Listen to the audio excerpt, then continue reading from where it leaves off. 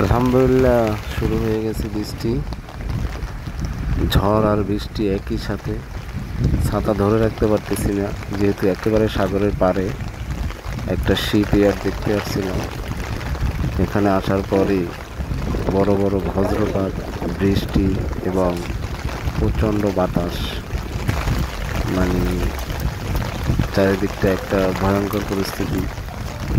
বাইরের দিকে তাকালে ভয় হয় এবং কিছুক্ষণ পর পর বজ্রপাতের আওয়াজ। যাই হোক, তীব্র গরমে একটু স্বস্তির নিঃশ্বাস।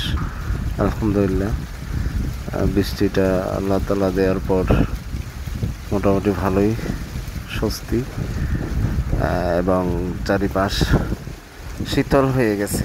মুহূর্তের মধ্যেই পুরো এলাকাটা আসলে একটা এসিতে পরিণত হয়ে গেছে।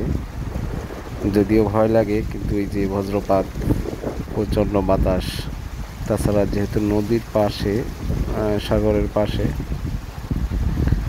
যাই হোক সব মিলিয়ে আলহামদুলিল্লাহ ভালোই লাগলো। আল্লাহ পাকের নিয়ামত বৃষ্টি। আসলে তীব্র গরমে কয়েক মিনিটের বৃষ্টি পুরো এলাকাটা ঠান্ডা করে দিয়ে গেল। যতটুকু জায়গায় বৃষ্টি পড়েছে পুরো এলাকাটা মনে হচ্ছে যেন এসি হয়ে গেছে। অন্যথায় এসির ভিতরে বসেও এতটা আরাম বা স্বস্তি পাওয়া যেত না যদি বৃষ্টি না আসতো।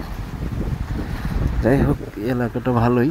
নদীর পাড়ে আসলে জীবনযাপন, ঘুরতে আসা, দেখা, সব কিছু মিলিয়ে সুন্দর, ভালোই লাগে।